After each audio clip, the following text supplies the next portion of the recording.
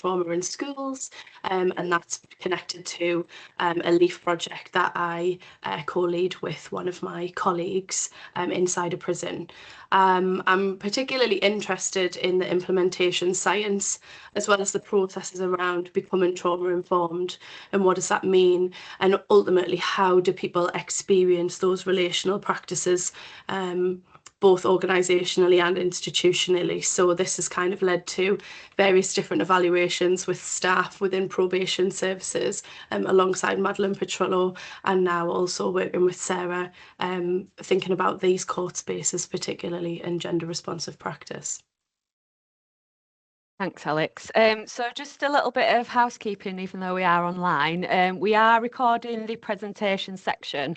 I hope that's okay with everybody. It will just be Alex and I talking, and we won't be recording the Q&A at the end. We'll be talking for around 30 to 40 minutes, and then we'll leave a bit of time at the end for questions. Hopefully that will give some of you as well that are working on your lunch break the opportunity for a comfort break. Please, could we ask as well, if you want to ask a question during the presentation, you pop it in the Q&A rather than the chat function. This just helps us to manage the questions at the end, so we're not scrolling back through. And then we can ask you to unmute, or if you'd rather, we can read the question out for you. Just to set the broad context then, so there's been a lot of interest in problem-solving courts for women at the moment, particularly due to the upcoming rollout of the ISC model in the criminal justice system in England and Wales. This is based on a model of problem-solving courts for women that's currently being piloted in Birmingham.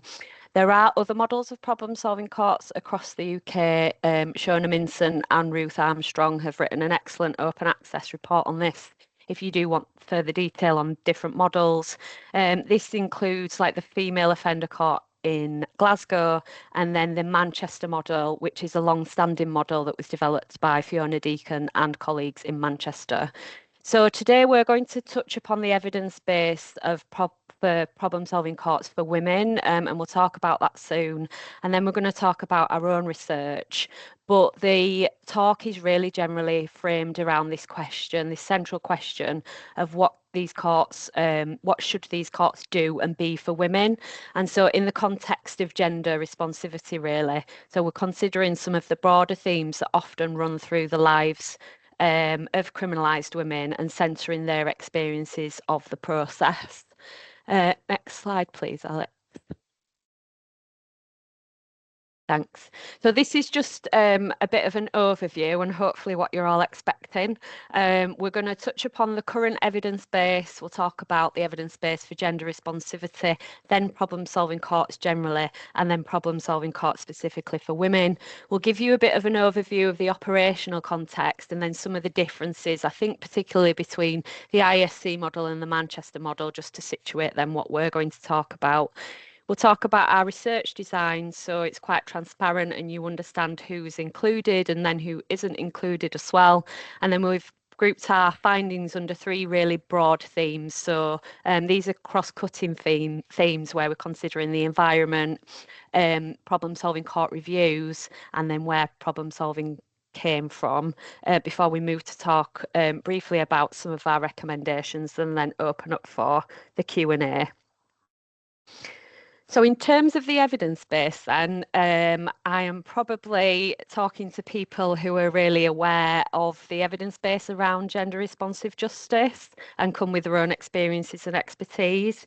But just to sort of reiterate and run through the often high levels of trauma experienced by women who come into the contact with the criminal justice system, and their distinctive social and structural challenges, including things like abuse, trauma and poverty, are all really widely recognised. So compared to men who are criminalised, women are more likely to have spent time in care, suffer from depression, attempt suicide, self-harm, report drug and alcohol problems, be sole carers of children, and be victims of domestic abuse. And these experiences, as you all well know, they often intersect, so they're very rarely standalone experiences, and they're often the drivers behind criminalisation as well. Evidence also shows that Black minoritized and migrant women face disproportionate and unequal treatment throughout the justice system. So Black women are more likely to be arrested, tried in Crown Court and sentenced to custody.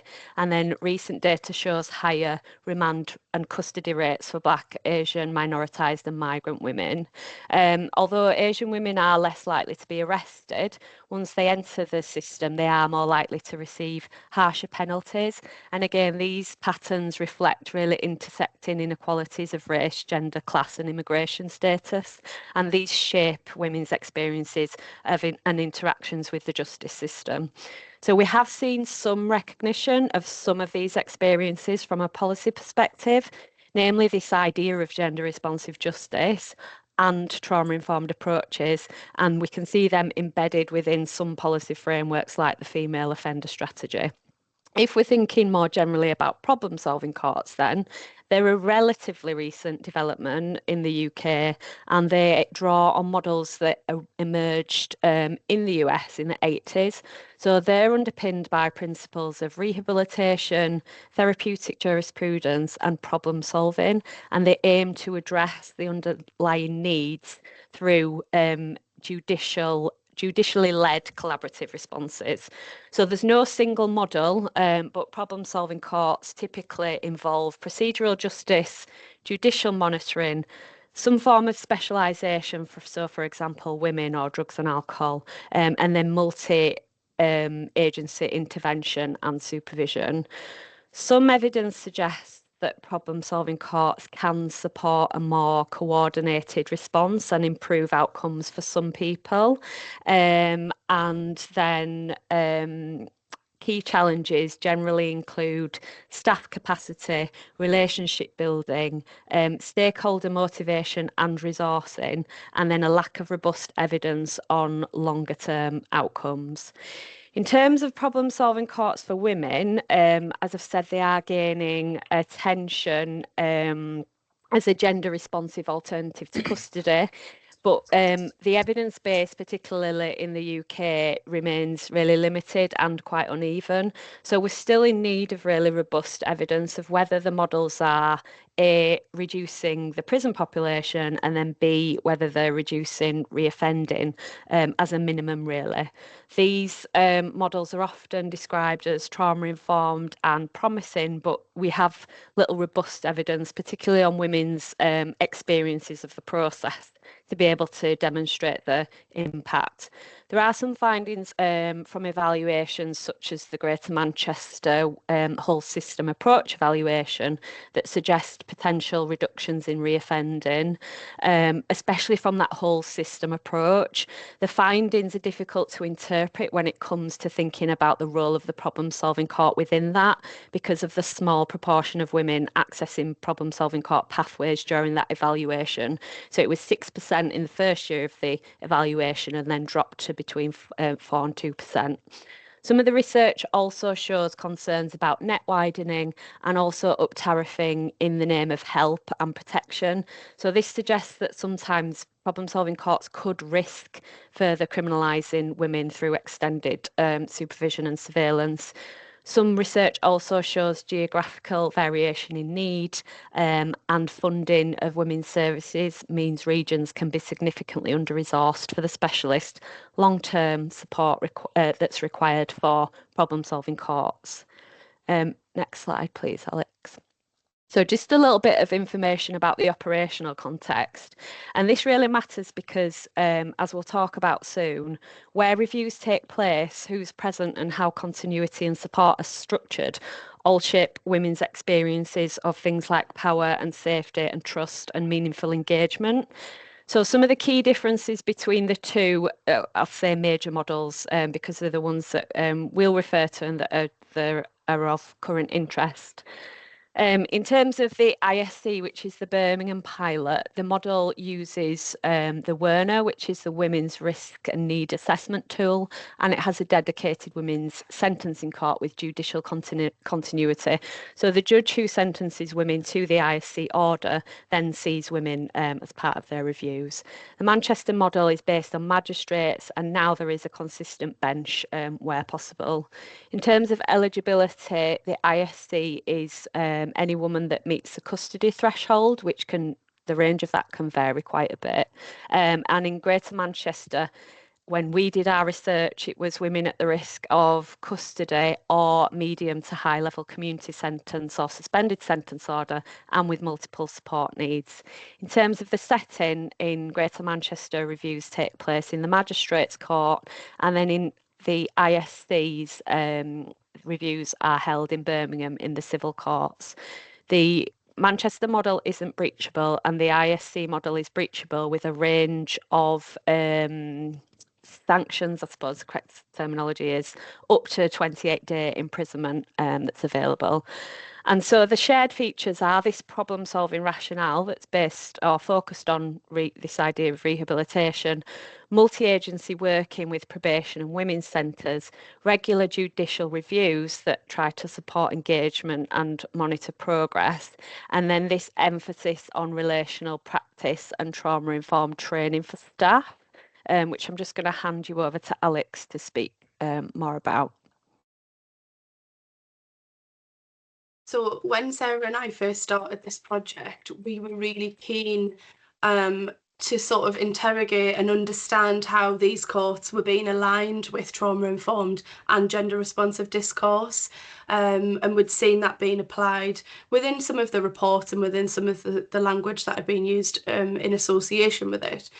And when we see this being used broadly within the context of women's problem-solving courts, it's much more centred on the women's centre spaces, the relational work that takes place within those spaces, as well as the strength in the relationships between women and their probation officers as well.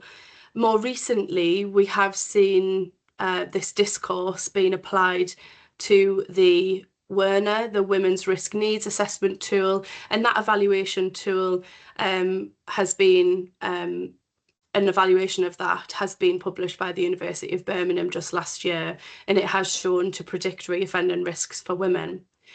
But really, if we think about some of the core values or some of the key components of trauma-informed practice, what we're really seeking to do is to maximise safety, physical, psychological and emotional, trustworthiness, transparency, choice and empowerment, collaboration, as well as understanding the cultural and gendered contexts.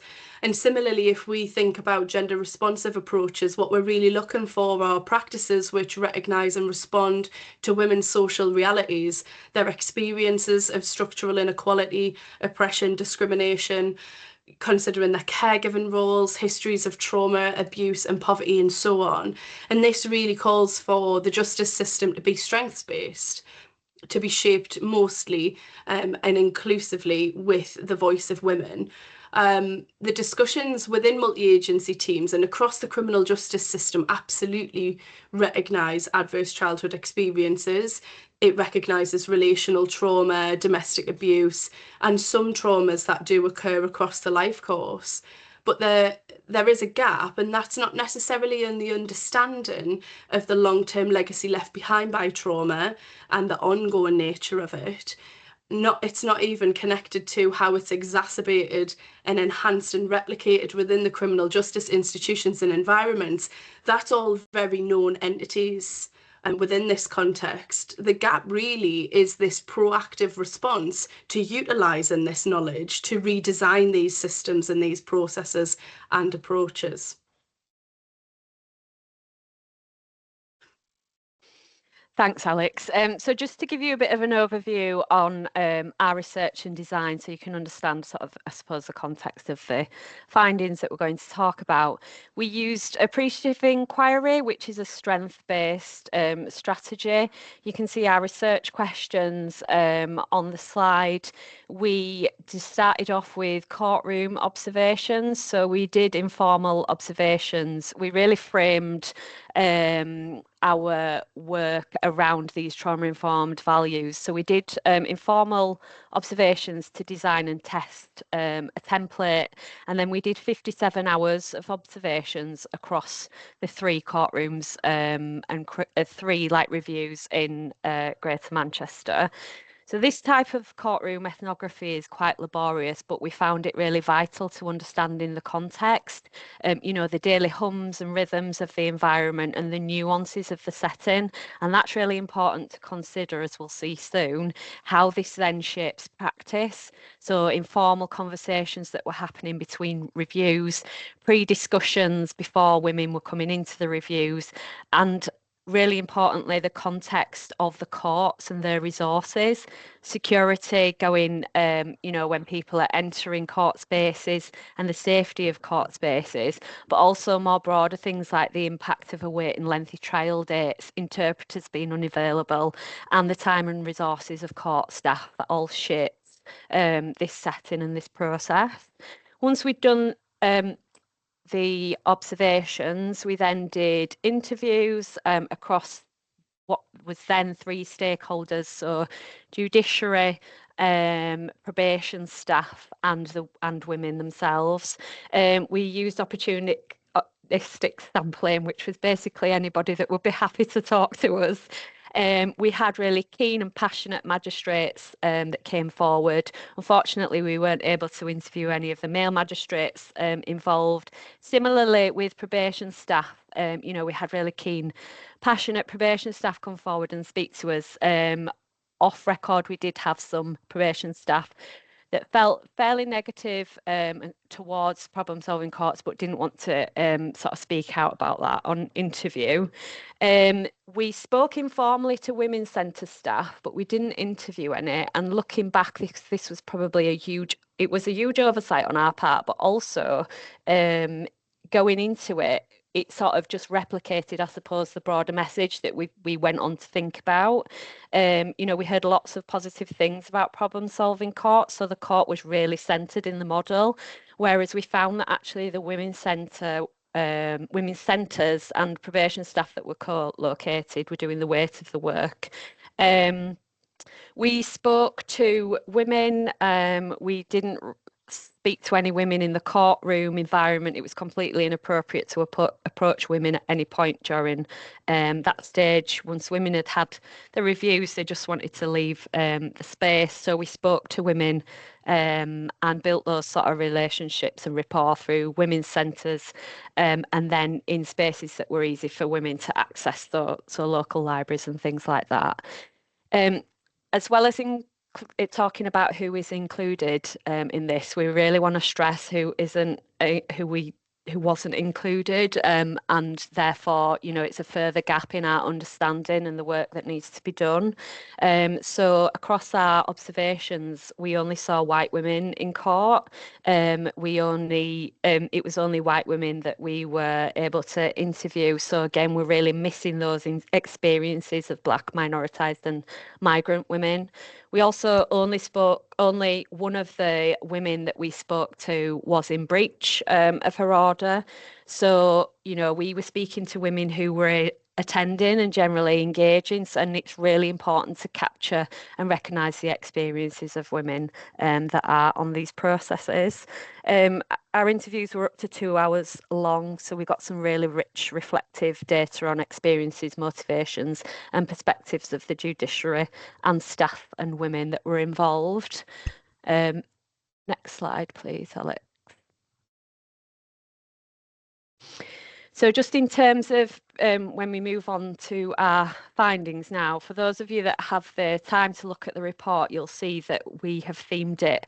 It's like a thematic journey. So it's themed by women's experiences through the process. So we really tried to centre women's experiences of this process. And really interestingly and crucially, we centred women's experiences, but these often mapped across to what magistrates and probation staff were saying as well, about the nuances, about the strengths, about the challenges and the real tensions in this process. So you can see from this word cloud here, this is a word cloud that we created with the women. There's a real mixed bag of experiences where it was a real positive for some women, for others it wasn't. And what was interesting, the theme across the board is that women often talked about it both as a positive and a negative experience. So there was a real juxtaposition. So we were really then interested in unpacking that in appreciative inquiry, finding out what was the good that women and that staff and magistrates were talking about and experiencing. Alex, I'll hand over to you. Thank you. So when we were speaking with women, it was really clear that a lot of women didn't really understand the aim of the problem-solving court reviews, but also the intended purpose and sort of utility for them. How was this going to have an impact in their lives? And that was because many of the women talked about it feeling quite repetitive in nature. They'd actually previously discussed quite a lot of the things, if not all of the things, all of their progress in detail with their probation officer prior to this review taking place. And women really wanted to understand how the courts and the reviews within this court environment were beneficial to them because of the fact that they were covering the same ground, but this time in front of magistrates. And what was really quite interesting semantically for us was that women frequently referred to magistrates as judges all the way throughout the research, and throughout the interviews as well. And this really demonstrated this connection to authoritative figures and this feeling of formality more generally within the court environment spaces. Within the Manchester courts, women couldn't be breached for attending their court review appointments as part of the problem-solving courts. But due to the formality of the spaces, every woman that we spoke to held a belief that they were at risk of breach. And this is particularly significant when we consider the rollout of these new courts for women. Because if there are powers to either breach or impose sanctions for non-compliance and to motivate a woman's engagement, are we running the risk of replicating coercion and fear, which are all very known experiences for women, rather than maximising that safety and support that we're seeking to try and, encourage? When women did share really good experiences of feeling supported, what they were speaking about was that relational interaction. They were talking about being recognised by magistrates that they'd previously developed rapport with. And we noted the importance of having consistency in that panel as women were developing connection and relationships with magistrates and building that sense of trust. So seeing the same panel members really added to women's experience of ongoing praise and validation as well. So as Sarah has already alluded to, we were really interested in capturing the experience of entering the courts, thinking about navigating through these loud, busy entrances, sometimes intensive searching processes, the journey to the courtrooms, the busy waiting areas, the sensory experiences of these environments, and what women might typically encounter as they approach their review. Court environments, all of us would agree, are inherently hierarchical. They're very formal, they're associated with punitive sanctions, which can replicate powerlessness, fear, loss of control, and that sits at the heart of many women's histories and their experiences of trauma.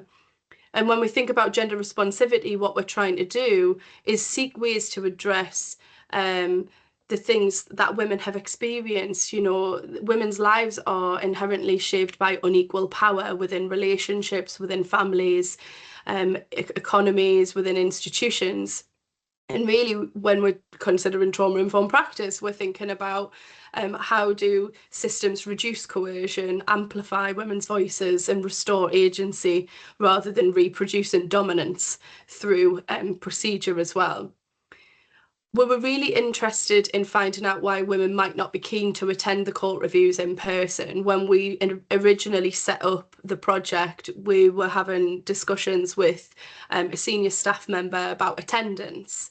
And what we really wanted to see is if we could find some recommendations which might support women's engagement and involvement with the process, which could seek to better understand the barriers experienced as well as the women's apprehensions around these reviews as well. And ultimately, women were really concerned about being seen in these spaces and the associations that go alongside this. Women really wanted the reviews to take place in a safer, more comfortable space where they could feel more supported. A lot of the women opted to conduct their reviews at the Women's Centre spaces via video link, and this was particularly significant because women who attended court would have to navigate that environment and navigate themselves all the way to that courtroom where they would be met by a probation staff member outside. We observed brief discussions taking place.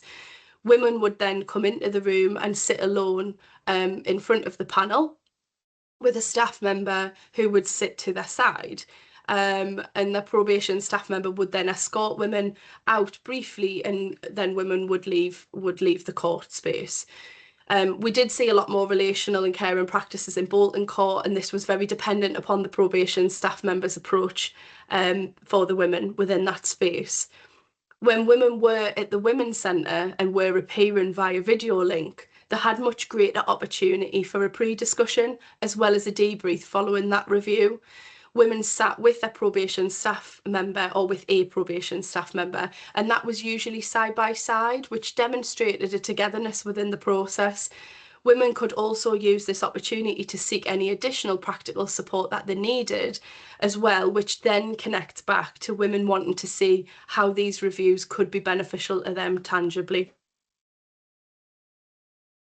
It's important to say that it wasn't just the women who recognised the environmental challenges. You know, this was recognised by everybody involved in the research, including probation staff and magistrates.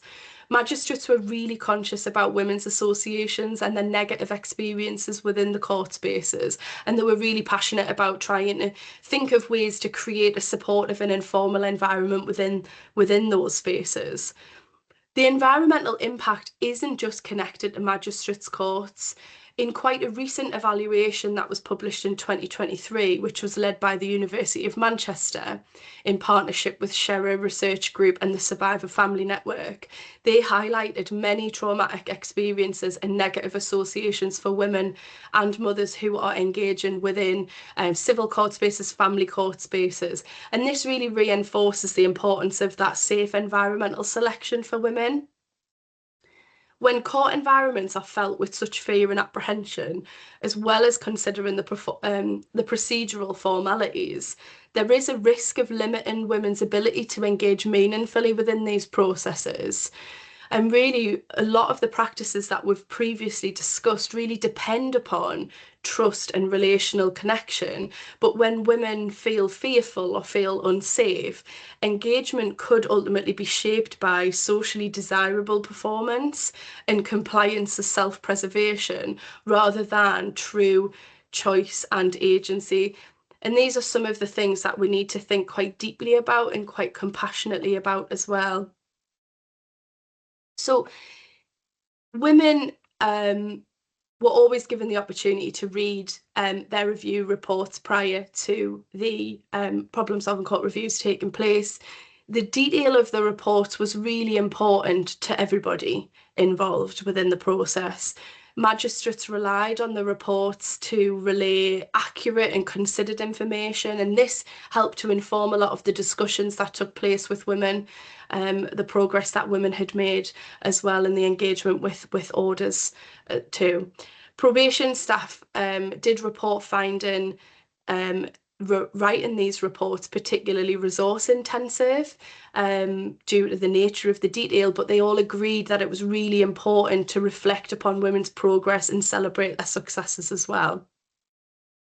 There was a concern raised by probation within the discussions, and one of the things that they had suggested was having off-topic or off-limit topics added to the report to help protect women within that review. So this could help guide magistrates' discussions away from topics which might be particularly distressing or emotive for women to discuss within these particular spaces as well. Strength-based language and the focus around achievements was really important for women. Within the report, it did mention women's offences repeatedly. So each time women read their reports, they were faced with their previous convictions. So women felt that the reports were a bit of a reminder to them about their offence and sort of past focused, which disrupted their perception of their achievements as well as their growth and progress during the reviews and across their orders as well. And I think this really demonstrates the importance of the strength-based approaches which avoid deficit-focused language.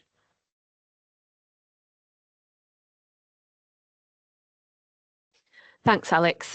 So I've just put some quotes on here that we've taken from the report that really highlight some of the general themes that we found when we were focusing on the reviews in practice and women's experiences and perceptions of these reviews. We did find that the reviews or problem-solving courts broadly, I suppose, enabled some more relational and human-centered engagement and discussion compared to, traditional sentencing court. So there was this idea of fostering more empathy and connection, particularly from a judicial perspective. Sometimes magistrates crossed into support roles and offered advice that could feel sometimes supportive to women and then sometimes misplaced. So there was this real sort of role drift and this struggle to sort of, I suppose, know how to respond and how to hold some of the issues that women were coming with. And a lot of the time it was the judiciary just didn't have the power to respond to some of the issues that women were coming with. So then sometimes women might feel sort of dismissed, and again going back to what Alex talked about in terms of understanding the process or the purpose. It was really about questioning what those reviews were there to do. I've got a good example here. Just draw your attention to this quote from Gemma, who's talking about the positiveness and this idea of validation, but then in the same breath is talking about not sleeping the night before because she's been worried about going to prison. Again, Christina's just not understanding not that she's not understanding, but it's that idea about what this particular review is doing in terms of the problem solving process. And then the quote from Natalie, we had a lot of women say that they found it quite patronising because they were doing things that they'd be doing anyway with the probation officer on the court order because they had to. So to go back and receive praise for things that they had to do, they found that infantilizing. Next slide, please, Alex. Just another sort of area of contention that we think that we found and that's important to highlight. Grace here is giving an example of something that might seem small, but was really powerful and impactful for her. So she was talking about feeling anxious and being unable to sleep. And so she'd write all her thoughts down on a piece of paper. And she's given the example of where a magistrate gave her a little bear thing with a zip on to be able to put her notes in and put them under a pillow. And to her, that was a really powerful thing. Again, this example from Nicole is just drawing attention to the opposite of that and how that sort of, I suppose, perceived good intention can land. Nicole's talking about having lifestyle advice and exercise advice being given to her. So I think what this illustrates is that this can be, it's a difficult area of practice in a space that's laden with power dynamics, and so the work needs to be really careful and considered if it's being done in this space with these actors. Asking sentencers to step outside typical work and they do receive training, it's beyond a training issue. We need to recognise the paternalism in the space and the practice and the purpose, connecting it back to power imbalances and issues around class particularly highlighting the social distance between the judiciary generally and criminalised women that you don't necessarily often see with probation staff or women's centre workers who are working closely alongside women in the, in their day-to-day lives, battling for them, I suppose, doing the calls, writing letters, trying to garner resources. So we need to think about how that shapes women's experiences of this whole process, as well as how this model is being rolled out. Next slide, please, Alex. So we were really interested when women were talking about the positive aspects in this idea of problem solving and where it came from. And so, we've talked about women facing challenges like housing instability, health issues, parenting pressures and financial hardship. And it was probation, the relationships with the probation staff, the specialist probation staff, and the women's centres and the women's centre workers that were providing the meaningful and consistent support, offering practical help, emotional care, and in women's perspectives, sometimes faster access to services. So it's that trusting relationship with the probation officer and the women's centres were key to women's progress and positive experience. Problem solving courts, the court in the model did offer recognition to some women sometimes, but this whole notion of problem solving it came from external services who were often under-resourced themselves. Finally, we did a bit of a wish exercise, and you can see the whole what we called wish wall in the full report. It's part of appreciative inquiry, and it's really about forward visioning. So we asked all participants this, the judiciary and probation staff as well, if they had one wish, what would it be? And it can be really difficult to think about this, especially when you're deeply embedded in the day-to-day realities of experiencing the process, whether that's, if you're working in that environment or, if it's women themselves. So we haven't included all wishes, but we've just pulled out some examples of the main themes. And you can see that some women focus on broad support and this idea of problem solving. Some of them talked about environment, and that'll be no surprise given what we've just highlighted.